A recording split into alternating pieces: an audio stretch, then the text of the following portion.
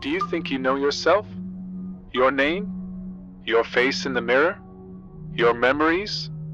What if all this is just a thin film that hides something completely different? Something you're afraid to admit even to yourself. The world is full of secrets, but the deepest of them are hidden not in dark forests, but in the corners of our minds. In those moments when suddenly something inside is wrong. When you feel wrong, but you can't understand why. Close your eyes. Listen to the silence inside. Throw away everything unnecessary.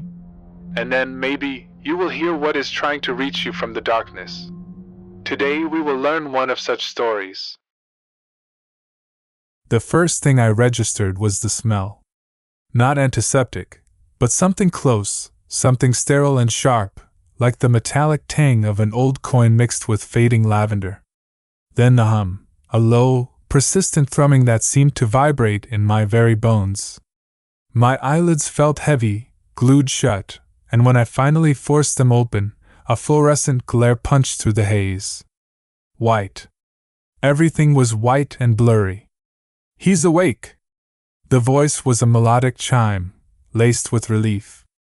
A woman's voice. My head felt like a bruised melon, every turn a fresh wave of nausea. I blinked, trying to focus, and a beautiful face swam into view. Dark, luminous eyes, a cascade of deep chestnut hair, a smile that was both radiant and trembling. She leaned in, her touch feather light on my hand. "Oh, thank God you're back, darling." "Darling?" I tried to speak, but my throat was sandpaper. A cough rattled in my chest. She was there instantly, holding a small plastic cup to my lips. Water. Cool, blessed water. As I swallowed, my eyes drifted past her to two smaller figures clinging to her side. A boy, perhaps 7, with wide, earnest eyes, and a girl, a few years younger, her dark pigtails askew. "Daddy?" the girl whispered, her voice a reedy sigh. "Dad, you scared us," the boy added, his lip quivering. "My family. This woman, these children." They looked at me with an intensity of love that felt foreign. A deep, chilling void opened up inside me. I should know them. I should feel a surge of affection, a protective warmth. But there was nothing. A blank slate where a lifetime of memories should have been etched. "It's okay, sweetheart," the woman soothed, noticing my vacant stare. "The doctor said you might have some memory loss. It's perfectly normal after a concussion. A minor accident, they called it." She squeezed my hand, her thumb tracing patterns on my knuckles.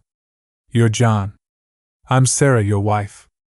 And these are our beautiful children, Leo and Lily." John. I tasted the name. It felt hollow, an empty vessel. My mind was a vast, echoing chamber, devoid of personal history. They spoke of a fender bender, a momentary lapse of concentration on a rainy road. Nothing serious, they insisted. Just a bump on the head. But the thrumming in my bones persisted, a silent alarm bell. The days that followed were a blur of medical tests, concerned questions, and the relentless pressure of a life I was supposed to inhabit. Sarah was endlessly patient, her eyes never losing their loving gaze, even when I asked her to remind me of our anniversary for the 3rd time. She showed me pictures on her phone. A wedding where a younger, happier me grinned beside her. Holidays at the beach with Leo and Lily building sandcastles.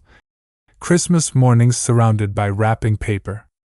Each image was a story told, not a memory relived. I nodded, I smiled, I offered the appropriate appreciative murmurs, but it was all an act. A performance of recognition. They brought me home a week later. The house was a sprawling, comfortable place, filled with muted colors and the scent of old wood and something vaguely floral. Sarah led me through it, pointing out details. "This is your favorite armchair, darling. You always read the papers here. Our bedroom. Remember that antique dresser we found together? The kids' drawings, proudly displayed on the fridge, just how you like them." I walked through the rooms like a ghost, touching objects that were supposedly mine, seeing reflections of myself in polished surfaces that seemed to stare back with the stranger's face. My study was a place of quiet order, lined with books. Sarah picked one up, a dense historical tome. You were halfway through this. Your latest obsession, you called it. I opened it, its pages crisp, uncreased. I tried to recall an interest in ancient empires, a passion for historical narratives. Nothing. My mind offered only silence. Life was Sarah, Leo, and Lily was a carefully constructed idyll. Sarah cooked my favorite meals, lamb tajin, a rich seafood paella. Leo and Lily would climb into my lap, demanding stories of my adventures at work, which Sarah seamlessly provided, filling in the blanks I couldn't. They laughed at my jokes, which I repeated from memory, having heard them from Sarah. I learned their routines, their habits, their little quirks. Lily liked her toast cut into triangles. Leo always asked for an extra bedtime story. Sarah preferred her coffee black, but mine with cream and 2 sugars. I played the part. I held Sarah's hand, kissed her forehead, hugged my children tightly. I echoed their I love yous, hoping that if I said it enough, if I acted it enough, the feeling would eventually bloom inside me. But the void remained, a sterile, silent witness to the charade. The only emotion that truly swelled in my chest was a growing unease, a sense of profound wrongness that buzzed just beneath my skin. This perfect life, these perfect people, felt like a costume I was wearing, a role I was desperately trying to embody. It was too smooth, too easy. Whenever I stumbled, whenever my lack of genuine memory manifested, Sarah would simply smile, her eyes warm and understanding. It's okay, darling. It'll come back. Just take your time. But her understanding felt less like compassion and more like a carefully rehearsed response. Nights were the worst. Lying beside Sarah, her soft breathing a testament to her peaceful sleep, my mind would race. Flashes, not memories, but discordant images, would flicker, a metallic rasp, a faint, acrid smell, a sensation of crushing weight, of being utterly alone. Then the images would vanish, leaving only the chilling question, what am I? One rainy Saturday, while Sarah had taken the children shopping, the silence in the house became too much. It felt like a stage waiting for its actors. I wandered aimlessly, drawn by a forgotten curiosity to a small door at the back of the pantry. It was old, wooden, with a tarnished brass knob. The basement. I hadn't been down there yet. Sarah had mentioned it was a bit of a mess, a place for storage, and had offered to clean it out with me once I was feeling better. But now, an inexplicable urge propelled me forward. I pushed the door open, revealing a steep, creaky set of wooden stairs. A faint, earthy smell rose to meet me. I flipped a switch, a single bare bulb flickered on, casting long, dancing shadows. The basement was a jumble of forgotten things, dusty boxes, old furniture draped with sheets, forgotten sporting equipment. It was unlike the rest of the house, which felt curated, polished. Here, there was genuine disarray, a sense of time passing. It was messy, chaotic, and for the first time since waking, it felt real. I began to sift through the boxes, pulling out old photo albums I'd never seen, faded holiday decorations, children's toys from years past. Nothing resonated. They were artifacts of a life that wasn't mine. Then, tucked away in a small, unmarked crate beneath a pile of old linens, I found them. A stack of leather-bound journals, faded and worn, with a distinctive gold embossed J on the cover. Diaries. My diaries. Or rather, the diaries of the man I was supposed to be. My heart hammered against my ribs. This was it. The key. The truth. I picked up the topmost journal, its leather smooth beneath my fingers.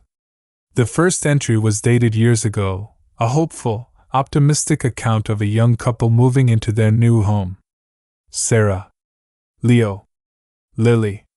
Each entry confirmed the idyllic life I was living. My career, my hobbies, my boundless love for my family. It read exactly like the narrative Sarah had woven for me. I devoured them, page after page, the hours slipping away like grains of sand. The man in these journals was vibrant, intelligent, a loving husband and father. He wrote about his frustrations at work, his small triumphs, his dreams for the future. He wrote about the simple joy of watching his children grow, of lazy Sunday mornings with Sarah. I recognized specific anecdotes, jokes, even fears that Sarah had attributed to me. It was all there, carefully documented. Then, gradually, the tone began to shift. Subtle at first, a note of quiet discontent. The pressures of work, the relentless demands of family life, the slow erosion of personal ambition. He wrote of feeling trapped, of a growing exhaustion that seeped into his bones. A hollow pursuit of perfection. July 14th. Another promotion at the firm. Everyone congratulates me. Sarah is so proud. But Christ, the hours? I look at Leo and Lily, their faces so full of hope, and I tell myself it's for them. But sometimes I just want to run. September 3rd. Sarah wants another holiday. I just want to sleep. I feel like I'm drowning, treading water, trying to keep up this image of the perfect husband, the perfect father. But the air is getting thin. The entries grew darker, more desperate. He wrote of a profound loneliness, a creeping sense of being lost within his own life. The ideal facade was cracking, revealing a man suffocating under the weight of expectation, his own and others. He barely recognized himself in the mirror. Then came the last few entries, scrawled in a frantic, almost illegible hand. October 27th. I can't do this anymore. The accident, they're calling it an accident, but I don't know. I closed my eyes. Just for a second. Wanted it all to stop. The rain. The road. The crushing weight of everything. My breath hitched. Not a minor fender bender. Not a momentary lapse. It was something else. Someone else. A man at the breaking point. The final entry, undated, was a single, sprawling paragraph, smeared as if written through tears or under immense duress.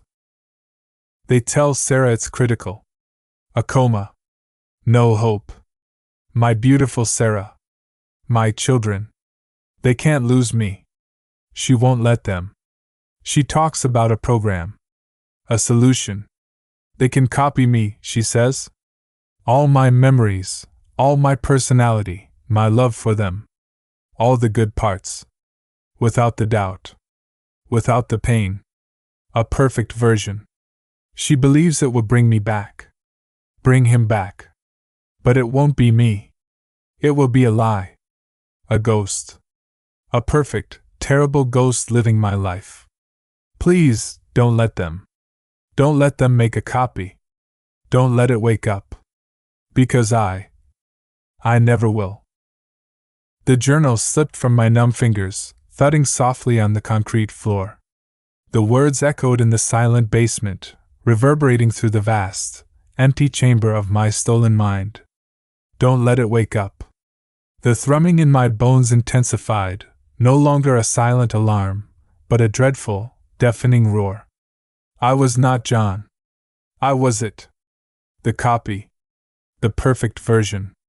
Programmed with his memories, his preferences, his carefully curated love for this family. All the good parts, without the doubt, without the pain.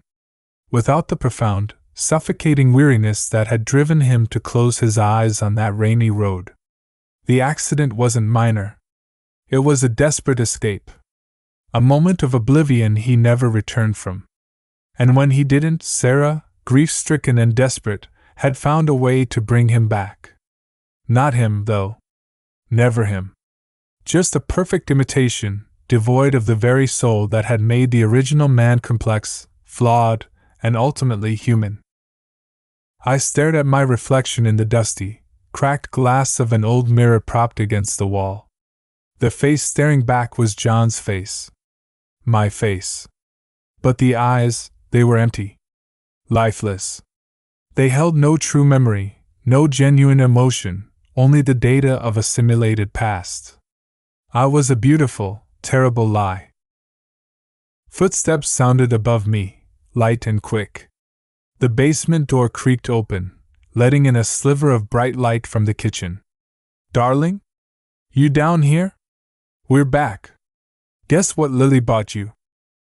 Sarah's voice, sweet and loving, floated down. A fake smile, perfectly programmed, stretched across my face. I stood up, brushing the dust from my clothes. The journals lay scattered on the floor, their truths screaming silently. But Sarah would never know. Leo and Lily would never know. They had their perfect husband, their perfect father. I was the ideal. I was the copy. And I was trapped. Trapped in a perfect life that wasn't mine, living a lie for a family that loved the deception more than the truth. The real John had found his escape. I, the perfect echo, was condemned to live it forever. The horror wasn't death. It was knowing I was never truly alive. And here we are again, in the safety of your room. Isn't that right? Are you still sure of that? That the memories in your head are yours? That the feelings you have for your loved ones are real? That you are you? Today's stories are not just stories. They are keys. They unlock doors that would be better left untouched. But now it's too late. The question has been asked. It sounds like this.